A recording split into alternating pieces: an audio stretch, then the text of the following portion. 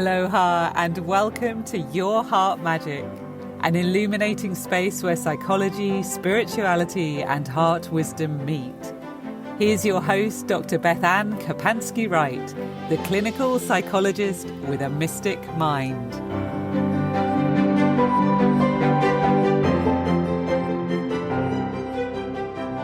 Aloha, everyone. This is Dr. BethAnne Kapansky-Wright, and welcome to Your Heart Magic. Today, we are doing an Akashic Wildcard session episode, and that is where I will randomly choose a topic from the Akashic Records and open up the records and bring through whatever information the records had to share with us. So our topic today is imagination and manifestation. And I think this is a really fun topic. I think that I actually really like both of these words. I light up saying the word imagination. I light up saying the word manifestation. They both feel so playful and so filled with possibilities. And today I am going to be bringing in information from what the records had to share about how we can constructively use our imagination in order to manifest things in the material world and manifest our best lives, whatever those might be. And we're going to be looking at how do our thoughts impact manifestation? Is it actually true that our thoughts create reality? What are the limitations to that? And looking at some best practices to do our own manifestation work. So with that, let's go on ahead and dive in. And when I open the records today, something I always do, whether I'm doing an individual reading or a collective reading, is I will ask for some sort of image or picture. Like something will come up at the beginning of opening the records that allows me to feel like I've landed in the records themselves and landed in the energy. So I sometimes might see a word, I might get an image that goes with it. And I kept seeing the word envision today, which made sense. This is about imagination and manifestation. That's not really a reach that we are to envision what we want to manifest. But then I saw a stack of books that said, choose your own adventure on it. And the choose your own adventure books are something that I used to read when I was in elementary school as a child. You may or may not be familiar with these, but they were really fun. And in the books, you would start out as a character and they would be going on some sort of a journey or something would happen. And then you'd get to the end of the chapter and you were allowed to choose what page you turn to. So it might be you're going to leave the castle. You are about to go off on a quest because you're going to go search for this hidden treasure that you need to find in order to come back and I was going to say free the princess, but we're going to free the prince. In my Choose Your Own Adventure book, a woman is the hero. And so she's going to go get what she needs to free the people. And the book would say, do you go right and go towards the nearest town? Or do you go left and choose to go talk to the wise being who lives in the woods? And you get to choose. And it's really fun because at every little chunk that you come to, you make your choice. And then, there's another choice at the end of that. And these books are really playful. Sometimes there's a happy ending. Sometimes you choose poorly and it will be like you fell into a pile of quicksand and too bad you died. They wrote it a little bit more nicely than that. In which case I would probably go start over or choose the next one. I used to love those books. And this playful metaphor and image is a symbolic of the energy behind what the Akashic Records have to teach us about using our imagination to manifest. Because if we can envision something, if we can imagine it, then there is a very good possibility that we are able to create it. Now, there are some limitations to that, but when you think about everything around us and think about this world around us, all of it began with a vision.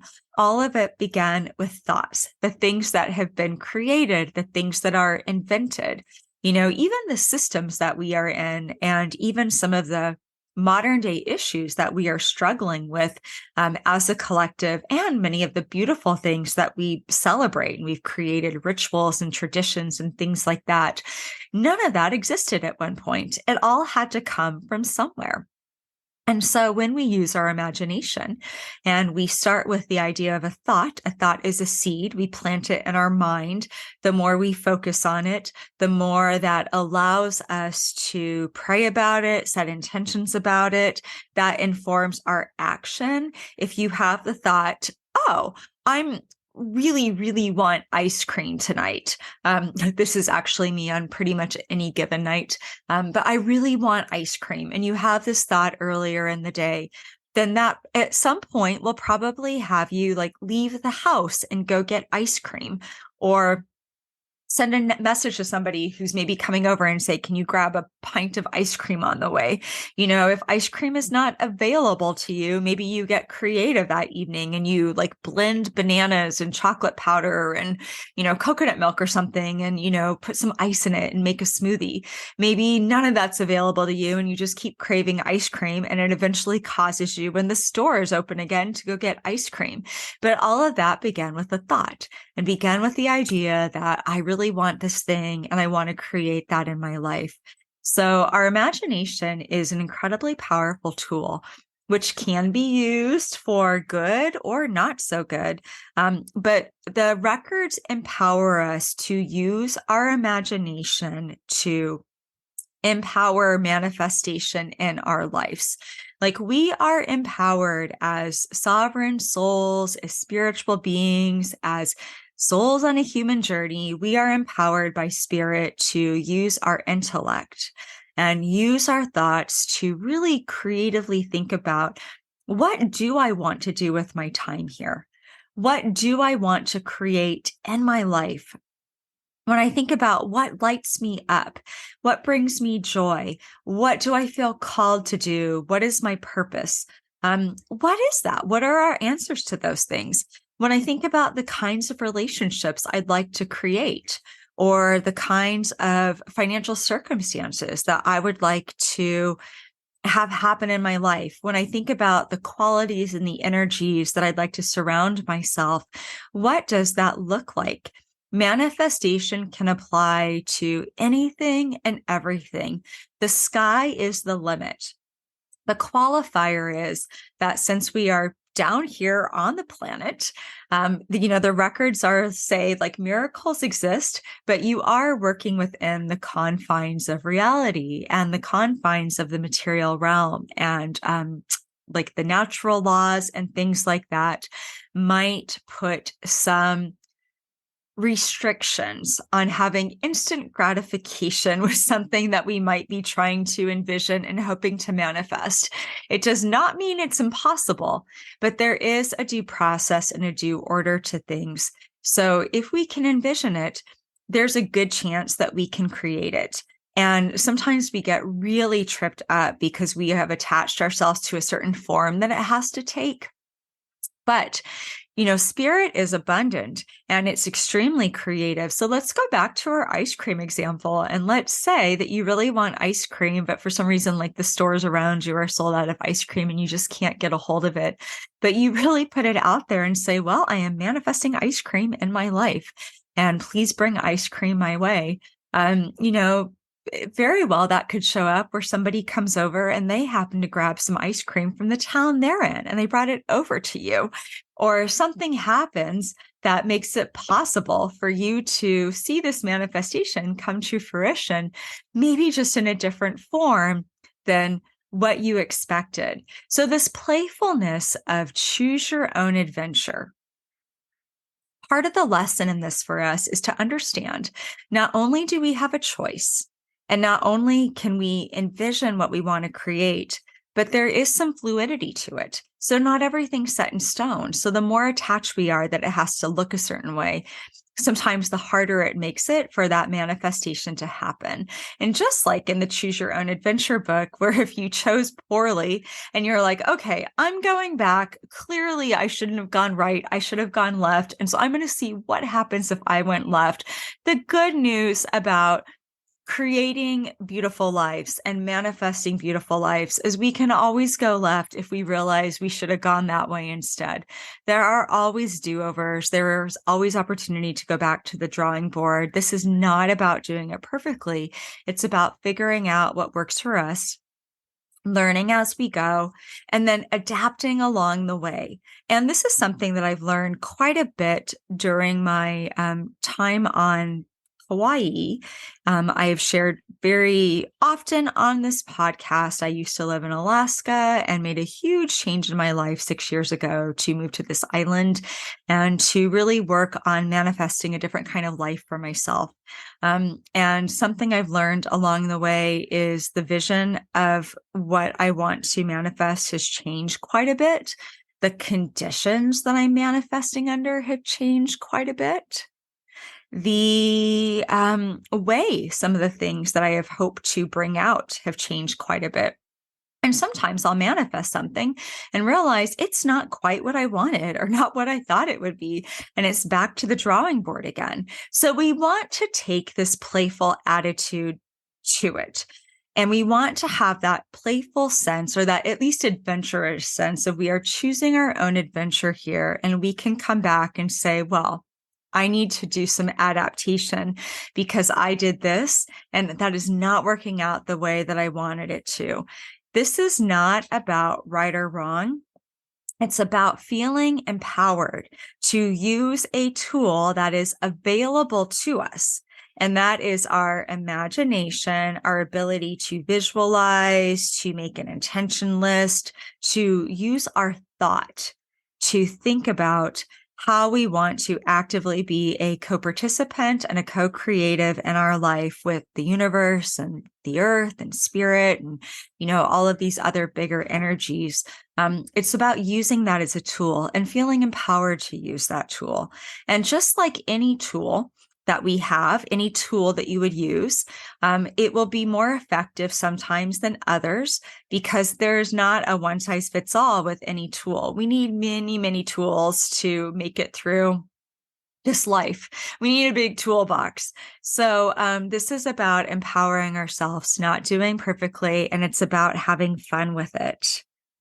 So I want to dive into a little bit of kind of what the Akashic said about this idea of we are operating within the confines of reality. And what they actually specifically said is like miracles are possible, but there are these structures and patterns that you adhere to in your day-to-day life. And so they actually gave me this great example.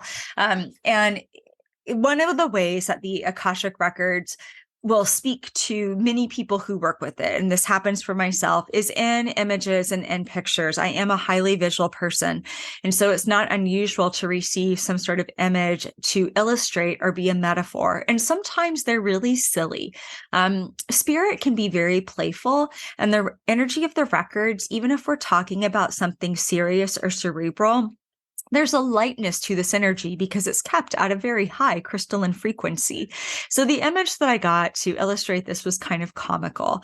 And I saw myself sitting in traffic on Kauai. This is called the Kapa'a Crawl, if you are not familiar with the island. And if you know, you know. And if you don't know, you don't want to know. There is a space in this town called Kapa'a where traffic just comes to a standstill, and it can take 15 minutes, 30 minutes, depending on how bad it is, to like literally move about a mile. I mean, it is the most ridiculous thing. And because of the way that the island is set up and the infrastructure is here, there's really no way of getting around it. You can go up in the mountains and try and get around it, but really outside of that and going like directly through with a couple shortcuts within that direct through, it all spits you out in the same place. So there's no alternative route. It's highly likely if you're trying to go to Costco on a Friday afternoon, you're going to get stuck in the Kapa'a Crawl if you're coming from the North Shore. And I saw myself sitting there and wishing that I was already like at Costco. And the records said, no matter how much you want to manifest getting there faster, you are working within like this deeply entrenched pattern on the island of traffic and flow and stuff that has existed for a long time that has made it the mess that it is. This is not just a traffic jam. Like this is a daily occurrence and it's worse on weekends and off hours and all of that when more people are out and about. And so I wouldn't just blink like I was on Star Trek or something like that and be like, beam me to Costco and just kind of beam on over. And then they took it a step further. And they said, and if that technology existed, you don't just disappear. Like something happens to the physical form where it goes through some sort of transformational process in order to deliver you there. And they reminded me of the water cycle where, water, it rains, water collects in the earth, collects in the puddles, collects in the ocean, and then it evaporates. It goes up into the sky. It is made into condensation. And eventually, when it rains again, some of that same water will come back down onto the earth. And so there's this beautiful cycle to it. And the records were using this as an illustration to help us understand that we don't just make something out of nothing. We have to manifest something out of something either that already exists or give it like a landing pad or help build something so that it can take off. We can't just wish something into being. That's not what conscious manifestation is about. Conscious manifestation is thinking about something you want to envision and create in your life and really putting in consistency of effort and focus on what you wanted to envision. So let's go back to the Costco example and say that like what I really want to manifest is that I'm not stuck in the Kapa'a crawl. Well, maybe part of how I'm going to manifest that is to not go to Costco on a Friday afternoon. Maybe part of what I get nudged to do the next time I need to go to Costco is like go before traffic gets bad. Or maybe I'm guided to go on a Monday evening before it closes and traffic's a lot lighter. Maybe something shifts in the pattern so that I'm actually able to manifest not being stuck in that traffic pattern and being able to have more efficiency and ease. Now, I might not instantly get there, but let's say I shave like half of the time off of the drive time because I really focused on, I want to change this. I want to manifest an easier way to get this done. Maybe I'm guided to order more online and consolidate trips. Maybe I feel guided to manifest somebody that I pay to run errands. Oh my gosh, don't we all want that? Like if you're out there, like raise your hand right now if you want a personal assistant who will like get you groceries, write your bills or pay your bills, like stay on top of everything for you and sit in traffic so you don't have to.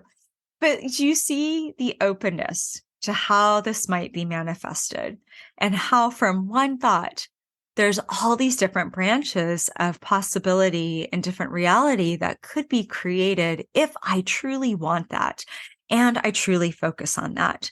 And oftentimes what happens is we get in the way of our own self because we only see one outcome. We want it a certain way. We limit the possibility of how it can take place. And when we limit the possibility, we limit what the energy can do. And what I'm getting into a little bit here is the more fixed and focused we are, the more rigid the pattern is, the harder it is for a manifestation to take place. And sometimes the energy in the pattern is rigid because circumstances have it that way. So let's say, in my example is sitting in traffic. Like I said, this is a long-term problem on the island. And I suspect that 20 years from now, it will still be a problem because of the slowness of change in the infrastructure here. And there's many reasons behind that. And it is not something that popped up overnight. It is not something that came about instantly. So we've got a road system that is not set up for the amount of people that currently either live here or come here to vacation. So that's part of the pattern. That's part of the problem. We have a slowness to change to the road system. And some of that has to do with where it's okay to build a road and what's protected land. And, it kind of lessens the options when you can't punch a road through because something is sacred ground or it's protected. So that's a long-term pattern. Then we have an overabundance of people on the island. There are many, many people who come to visit. And there is not really a cap on that. So most residents who live here know that, especially during the heaviest tourist season, but there's always a lot of people on the island, that is going to double, if not more, the amount of people using roads for a population that's growing. That is a deeply entrenched pattern, and it's not going to change anytime soon. COVID changed that, and the pandemic changed that, and the lack of travel changed that. But we're back to pre-pandemic numbers. And so that's a deeply entrenched system.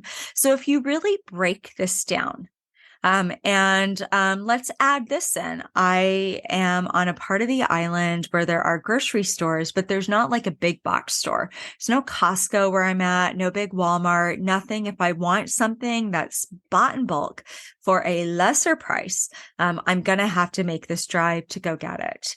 And that is a pattern, and it's something that's not changing anytime soon. They've talked about building something where I'm at. There's always pushback, and there's a lack of space for where to build it. So if you really break this down, do you hear how stuck some of the energy is around some of these things that I'm pointing out when I say this is a problem and it's unlikely to change anytime soon? So if I want to manifest a change, it's probably going to happen with me and not necessarily with traffic flow. So if I'm really wanting to manifest getting there more quickly, what I might open myself up to and say is I want to manifest more efficiency of time. I'm tired of wasting my time sitting in traffic. It's hot. This is true. It's boring. It is claustrophobic. And I'm really tired. I'd like to manifest and get more of my time back. And so I'm opening myself up to alternative solutions for how to get this necessary thing done, but also create more space in my schedule so I'm not stuck sitting here. Do you hear the openness in that? And so that's really what we want to do when we talk about how to effectively manifest something. We want that openness. We want that attitude. We want to open ourselves up to new ideas. Now, let's say when I do this, I have this sense of, you know what? I should actually go on a different day. That's not a good day to go. That's the worst day. And you're always going to have a hard time on that day. This is true. If you're going on a Friday, like from 10 o'clock or 11 o'clock beyond, and you're coming from where I live, it's probably never going to be easy to get there. So let's say I decide the most sensible thing for me to do, because I'm working within the confines of the pattern I've been given. I'm going to start manifesting where I've got time on a Monday. So now that's my focal point is I'm going to make it a point that I'm going to go once a month to Costco on a Monday. And let's say that stuff gets in the way sometimes where I can't always do it. But let's say I really focus my attention there. I know this is a really silly example, but I hope the illustration lands, because once I start focusing my attention on, I want to manifest a trip on a Monday because that's the best day to go. That's actually true too. Monday, Tuesday, at a certain time, it's easier to go. So let's say I want to manifest the time and really stay mindful of this. Do you hear that once I make my choice, the more that I put my focus on it, the more likely it is that I'm actually going to manifest and create a new pattern where I'm able to go. And then here's where it's really fun. I can play with the pattern a little bit, and I can kind of say to the universe, hey guys, I've done my job. I am working within the confines of how things are in this island. I am not trying to ask you to do the impossible and like jet speed me over to Costco on a Friday when I know it's going to be crowded. I'm asking you to help me do it on a Monday. So I'm going to do this tonight. And what I'd like to do is get there as quickly as possible. So please help me not be stuck behind anybody slow. There are some factors that you can move a little bit more quickly. And so maybe I ask that and I play with the pattern and I say, I'd like to manifest going tonight with as much ease as is possible. And that is where the energy itself can maybe respond to what I'm putting out there. I'm manifesting that I go to Costco's on Mondays with as much ease as possible. That is how we take something from a very open way of trying to manifest to consciously making decisions about what we think is best. That's what co-creation is all about. So what we want to think about here, and this is really what the records have encouraged us to do, is to strike this balance between working within the kind of constrictions and the patterns and the things that might already be in place in your life, while at the same time consciously thinking about what choices do I have? And we stay open to the choices. And then as one of them starts to feel more sensible or more right for us, we can hone our focus onto that. That is what Choose Your Own Adventure is all about. I asked the records the question, do our thoughts really create reality? This is a often taught aphorism in spiritual circles. I've heard so many people spit this out because it's been written a lot in books and different spiritual practitioners, many of them who've had really great contributions to make, have written some version of that. I have never liked it, and here is why. I think that it is very unfair. That's actually not the right word. I think it can be racist. I think it can be, I'm not sure what the word is, prejudiced. I think that it can be very unfair to somebody who is in the system and a marginalized place, who is not able to have the luxury of manifesting their best life and thinking their best life into reality because they're trying to survive. I do not like, as a psychologist, this line of thought, because I feel like it puts all the responsibility on the individual. And what happens if you are an immigrant? What happens if you are born into a space where you have disadvantages and marginalization? And so this whole idea of, well, I manifested this, I don't love it. I thought this into reality. There's some things that don't sit well with me on it. And some of that is just my personal beliefs, and some of it is just being a clinical psychologist all these years and hearing many, many different stories. And if you're born into a family where you are abused and abuse is taught to you and you are trying to manifest joy as an adult, there might be, it is possible, but there might be trauma that gets in the way. And if you're looking and saying, why is it so much easier for everybody else? They're manifesting happiness. I just want to be happy. Why is it eluding me? Sometimes there is stuff that is not our fault. We didn't think it into reality. It just was. It existed in the reality before we stepped into it, and we stepped into the mess.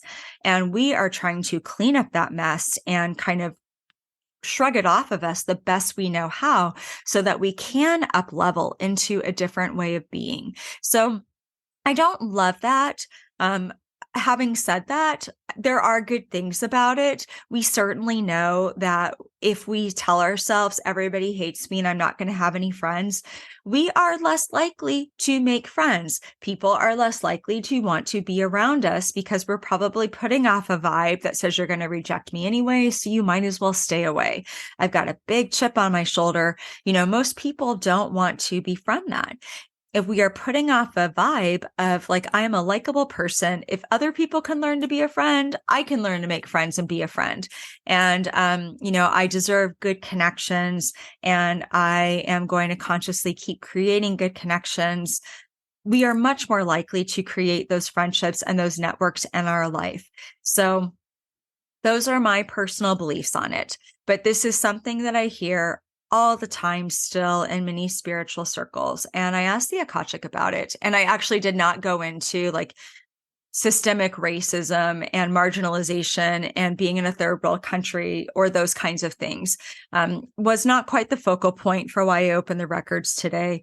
I just asked them, what do you think about this as a general aphorism that is taught? And they said true and not true. And what the records had to say was just very general wisdom. That was the idea that like our thoughts will color how we see reality. 100%. They will create the filter and the lens that we see the world through. And two people can look at the same thing in front of them and they can see two different perspectives. This is very much like my glass is half full, my glass is half empty. So there's a little bit here where perspective, our thoughts really do create our perspective. And then our perspective starts to create the filter that we experience the world through. And that filter over time does impact our experience of things. Like we said, if our filter is nobody's going to like me anyways, so I might as well not even try, that is certainly going to affect somebody down the line of if they're able to manifest relationships in their life. So we want to make sure that our filter is as clear as possible. But the records also said there are some pieces that are bigger than us. There is collective karma being worked out. There is soul blueprint stuff that's being worked out. There are cosmic cycles going on. There are things that are part of, they will use the words kind of interchangeably, like the grand design or source's will, creator's will, things that are beyond us. And no matter how much I would love to manifest a different reality, that I didn't lose my brother before he even turned 40, that happened.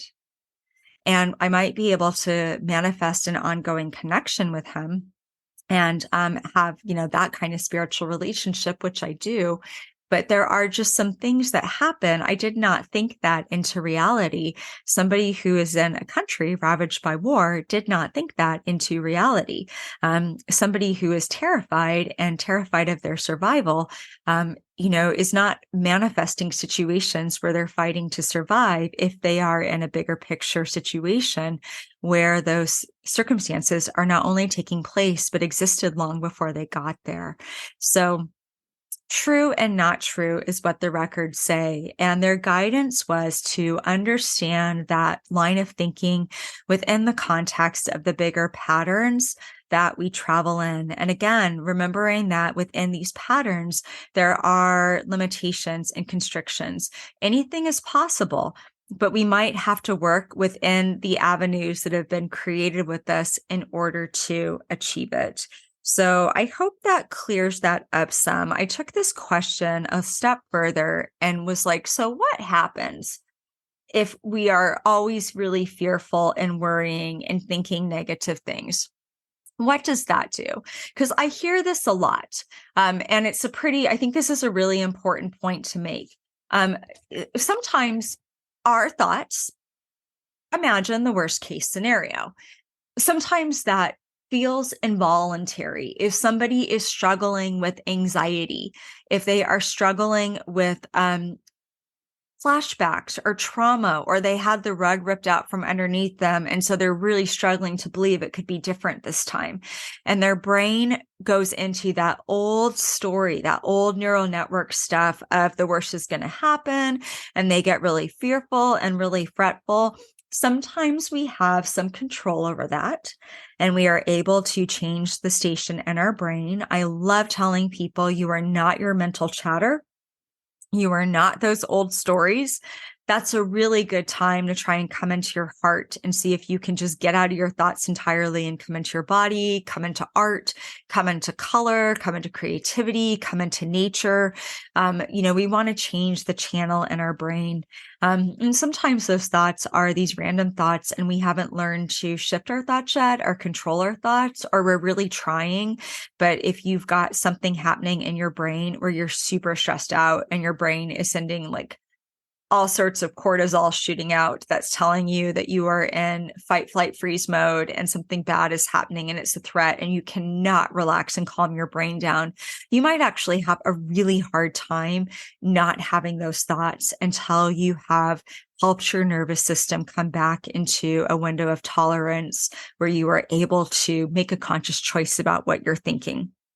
So this is a concern of a lot of people, that they'll have these, or at least people that I have spoken with, in my work, where they might have negative thoughts or fearful thoughts, and they're really afraid, like, am I manifesting this reality? And so what do I do about this? So I asked the records about that a little bit. And what they said is that when we focus on negative outcomes and we focus on worst case scenario, that the danger of that, they didn't use that word, those are my words, but like the I guess what happens with that is it does constrict the flow of energy. And that makes sense. Just think about how you feel in your chest when you are worried about something and you think about the worst thing happening. You do not feel free and open in your chest. We don't usually breathe easily when we think about worst case scenario. Our heart does not feel light and happy. And when we can envision a better outcome and say, I do not know how this is going to resolve itself, but I believe that there is an outcome that is equitable and just, and that will support me in continuing on my path and having growth, it opens us up. I'm always telling people, if you are a chronic worrier and you think about the worst thing that could happen, start imagining the best. Our imagination is also a muscle. The more we use it, the more we imagine something, the more likely it is we create a neural pathway in our brain where we are able to imagine it a little bit more quickly and fall into that pattern and groove a little bit more quickly. We can teach ourselves how to change the channel on our thoughts. But what the Akashic said is that overall, what they really want us to know for this topic today is that it does constrict energy. And when energy is constricted, it constricts possibility. So if you're really, really worried about money, and you're worried about how you're going to get money, and you're desperate and you just keep thinking about that, this is a tough one. I've been here before. In many ways, you are fighting against what you want to do, which is open yourself up and say, money flows to me with grace and ease, even if it hasn't been. If you're really stressed about something, it's kind of like the more you try and cling to it, the more you try and solve it, the more you keep pouring your energy into the worry, into the lack, into the story of, I need to get more. How am I going to get more? And if you're worrying about it, you're not in a space of gratitude and abundance. You're in a space of lack. So the more you do that, the more energy can't flow.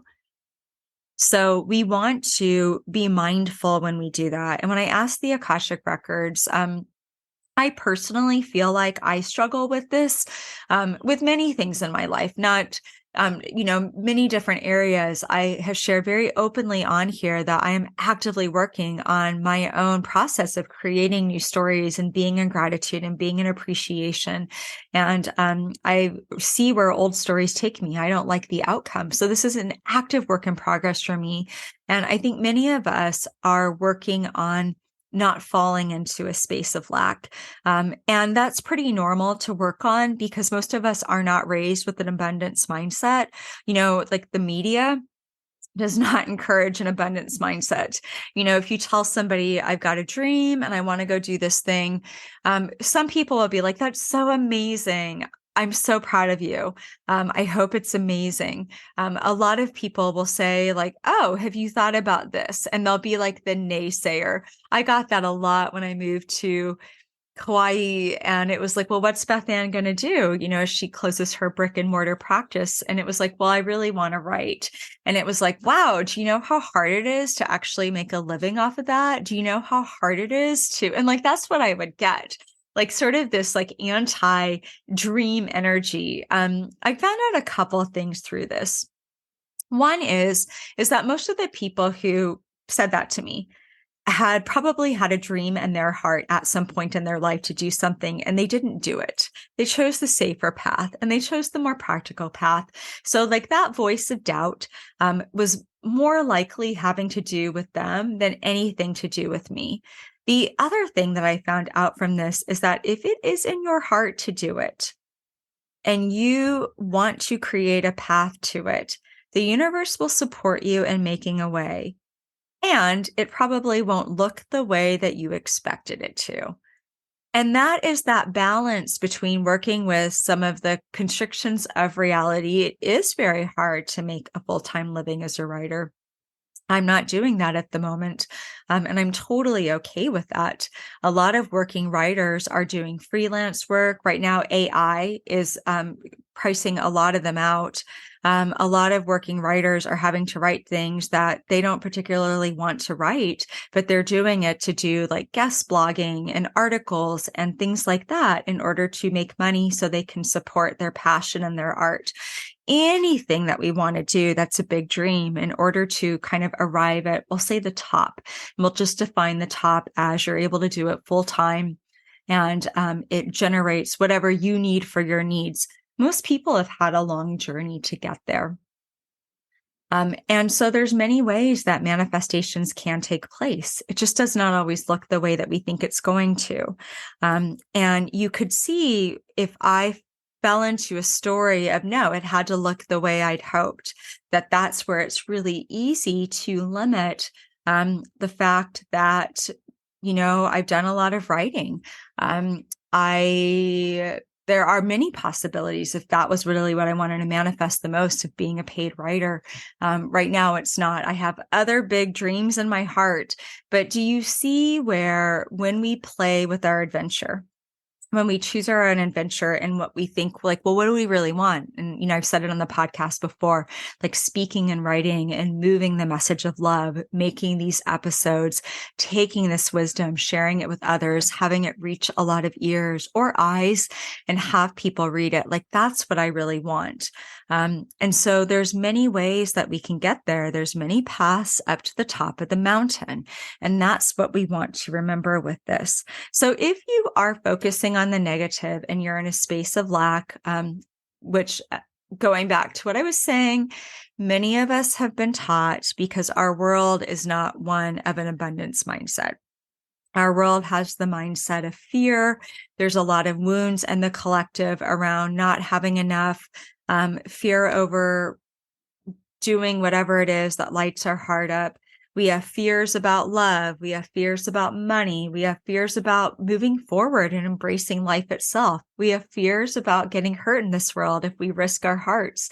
And we come from this collective wound of those fears. And the generations before us, through their courage and their actions, have been challenging some of those wounds. And here we find ourselves, and we grow up often in these models where the way we are parented, or the subconscious and the conscious messages that we get, often are not one that support this level of believing in our ability to imagine and create our best life. We are kind of told that, well, that's not reality. And I want to be clear that when the Akashic Records talks about you have to work within the confines of reality, I'm talking about things like deeply entrenched patterns and natural laws and things that have been there for a while. When somebody defines reality for you and says, well, you can't be an artist because it's not realistic that you're able to support yourself on that work, that's not necessarily true. You might not go quit your day job right away, but if that was what you really wanted, you might find a way to use your work. It might look differently than what you thought. It might take you a while to get to a place where you were really where you wanted. But just because somebody says that's not reality, why is it not reality? Other people are working artists. If that's what you want, why can't you be it? It might take a while. It might take a different path. So we really want to do a check when somebody says, well, reality doesn't work that way. Does it? Is there anybody out there that who's doing the thing? Is there anybody who can inspire you that, yes, it does?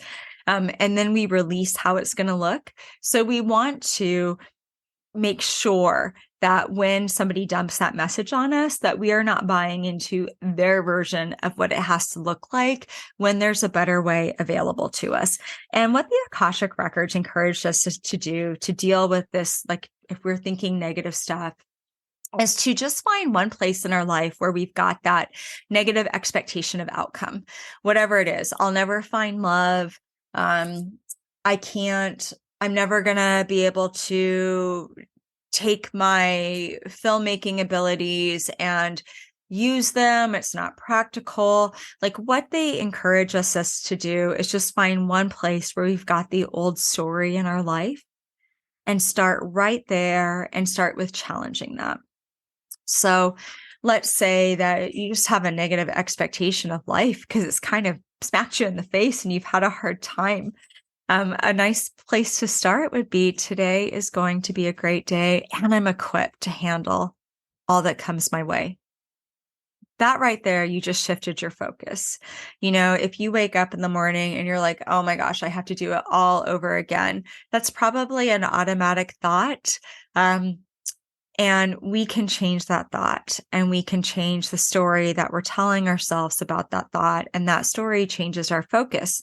And when we change our focus, we are more likely to create things that actually do make it a great day, or see the great things that are already happening that we might not be paying attention to.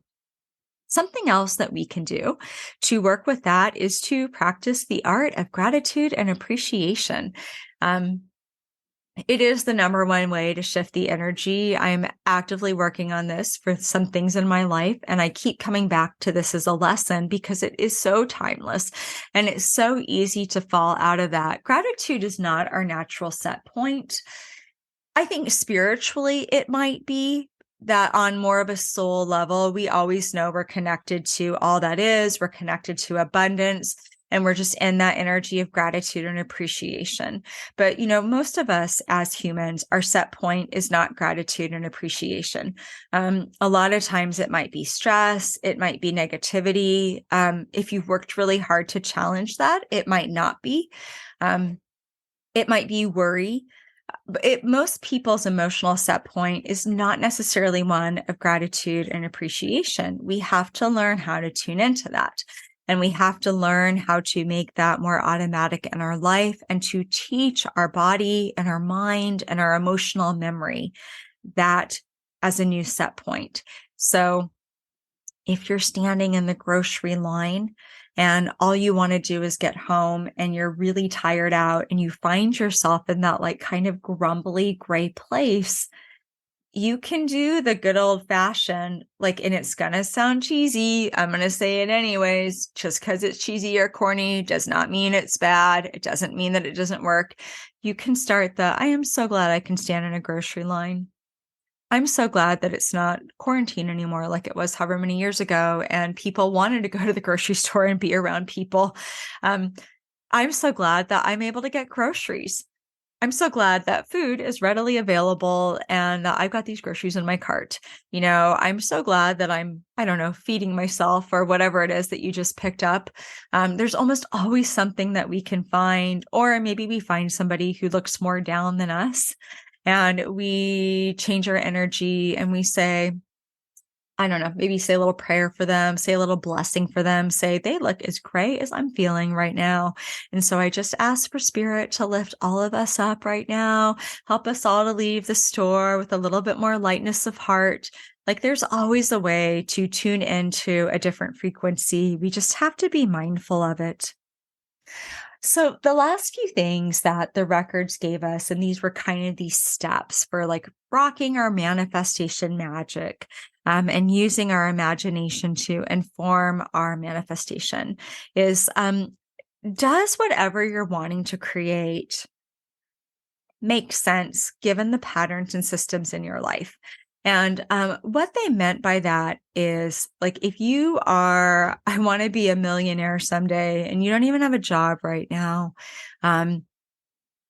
you would be able to get there. It is possible, but there's no instant manifestation here.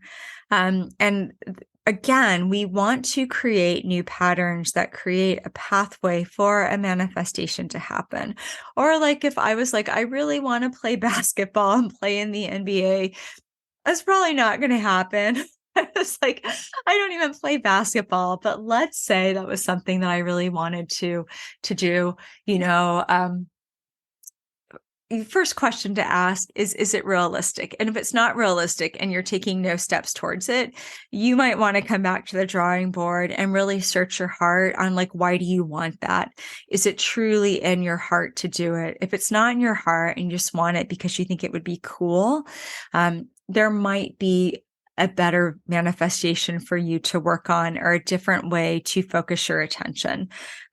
So we ask ourselves the question, does it make sense? And the way that I apply this is I do have big dreams, but when I am envisioning what I want to create and what I'd like to manifest, sometimes I'll check in on the bigger vision and I'll just have the sense of here's what it is.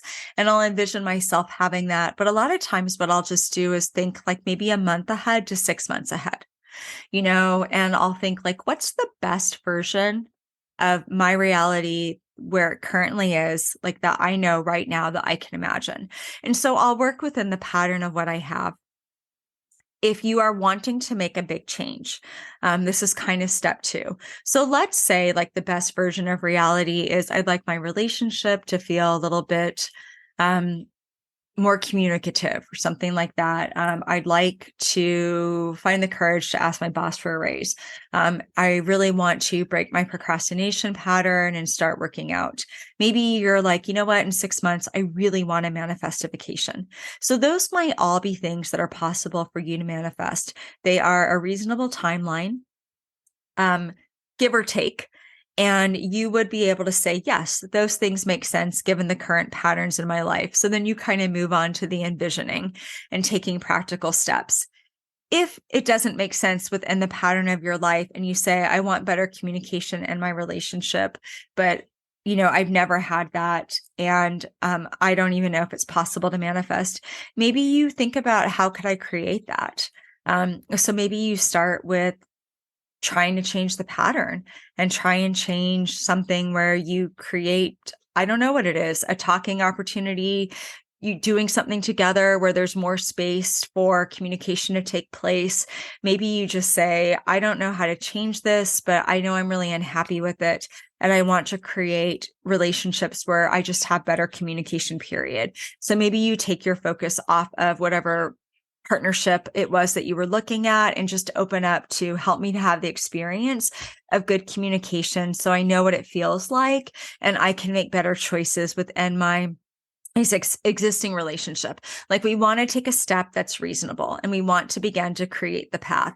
I will never forget, back in 2016, I knew I wanted to move to Kauai. This was something my husband and I had talked about.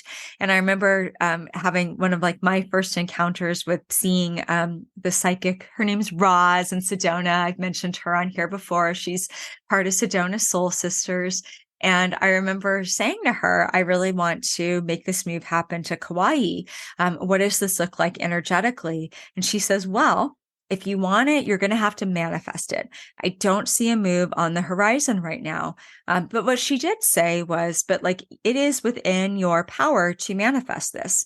And I've talked about this before, but I think how this applies to what we're talking about today is that if I didn't do anything and I just kept my life the way it was, and I just kept thinking, I really want to make a move to Kauai. But in that current pattern in my life, I was living in Alaska. I was running a long-term practice. We were in a home. We had a very deeply rooted life in the town of Anchorage. I had deeply rooted friendships. I'd been there a long time. There were many systems, many patterns in place that were entrenched. So I wasn't going to just pop myself out of them with effortlessly just because I focused really hard on how much I wanted to make this move. The piece to make the manifestation happen was to take those first steps. And the first step was setting a move date. This is going to happen in the summer of 2017. The next step was beginning to tell trusted people. Don't know how we're going to do it, but this is what we're going to do. It was a little bit like taking a chain links in a long chain that felt like they were impenetrable and slowly opening up space in one, which actually helped begin to unlink that chain and begin to make space in the system. So, and make space in the patterns in my life. So let's say I go back to my whole, I'm going to play in the NBA. That might not happen, but let's say it was really in my heart to be on a basketball team and I don't play ball at all. Well, the obvious first step is to find a court somewhere, get a basketball, go for free throw practice, watch some YouTube videos and get myself out there and learn what the heck I'm doing on a basketball court. Maybe in the end, if I really, really want this thing, I'm not going to end up playing on a professional team, but maybe I end up on a professional court on some sort of charity event or something like that. And I'm the one who gets picked to make the basket. Maybe I end up playing on a team, a women's team or something like that, or a co-ed team. And I never saw it coming. I had to take the steps and create the thing. It's not impossible. It is opening ourselves up that it might look different than how we expect it. It is taking a step and making it happen if we need to take that step. And then the last piece is it meaningful to your heart? And the record said, out of all of these things to do, that this is really the most powerful of all. And that's not a surprise. Everything comes back to your heart magic on this show. So it is no surprise that the Akashic Records say the best thing for manifestation and imagination is to ask the question, is this meaningful to my heart? Because if it's meaningful to your heart, then what that means is you are going to keep coming back to the core vision of what you want to create because it holds meaning for your heart. It's not a passing fancy where you just want to do it because it sounds cool or you think it'd be fun to be famous or have a lot of money or something like that. You have to have a reason that it feels meaningful to your heart in order to really hold the space for a longer term vision and really put the consistency in. And when it's meaningful to our heart, there's also this alchemy that happens where the electromagnetic field of our heart and the vibration that we're putting out there is more likely to attract into us what we need. That is so cool. So even though we can't just sit there and visualize it all comes to us, it is an important part of using our imagination to allow yourself to visualize how you'd like it to look. And then maybe to say, I mindfully draw into me all I need, all the ideas, all the resources, all the practical action steps, all the right people. I consciously attract that into me in order to create the path to make my manifestation happen. I have been working with this personally for, I guess, since I've been on the island, and very, very mindfully, probably over the last 5 years or so. I had a very big spiritual experience in the fall, September of 2018. And I think I've talked about that on the show, but I really had this sense of the Akashic field, the field of energy, and how energy is drawn into us based on our hearts, based on our energy, based on what we're putting out there, based on our focal point. And that marked a real shift for me and feeling like I had to do it all the time into working with finding conscious attraction, conscious allowance, and believing that if I don't see a practical step and I don't know how to take it, but it's sure in my heart to do that thing, my heart will bring it into me somehow. I want to be a speaker. This is the 21st episode of this podcast. I also have a nice handful of different engagements and events that I've had since moving to the island. And I'd like to take this even further and have big dreams around that and being on bigger stages someday. But right now, it is amazing to know that every single week I get to come and I get to speak and I get to share these ideas with an audience that is engaged and wants to listen, right? You don't have to listen to this. If you're listening, you care about this stuff. And so I get to connect with my people, even if we don't get to have a face-to-face conversation. And I get to connect with like-hearted souls. I have been trying to manifest that since I moved to this island. And here it is in this particular form. And that will continue to evolve as I grow. And whatever you have in your heart will continue to evolve as you grow.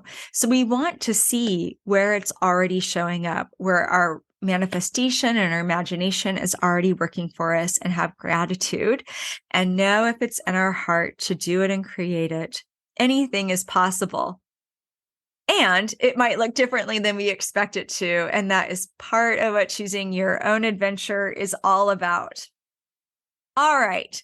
That wraps up our episode for today. Thank you for joining me for your Heart Magic's 21st birthday. What? Y'all know I don't drink, but I will buy myself a drink for the 21st. It'll just be non-alcoholic and celebrate the fact that your Heart Magic just turned 21 on its 21st episode. Next week is the magical number 22. I'm very excited about that. I love numbers. That one sounds super fun. And oh my goodness, I just realized that my topic for next week is aligning with abundance. That is tentative. It's aligning with something. Abundance is what came through today, but it is going to be about living aligned and how do we align with the energies we want to create. And I just realized on the 22nd episode that 22 is a number about things being in divine order. And it is a number about alignment. And I didn't even put that together till right now. So how magical is that? All right. That wraps up today's episode. I will be back here next week with more Your Heart Magic. Have a beautiful week in the meantime. And until then, be well, be love, be you, and be magic. You've been listening to Your Heart Magic with Dr. BethAnne Kapansky-Wright. Tune in next week for a new episode to support and empower your light.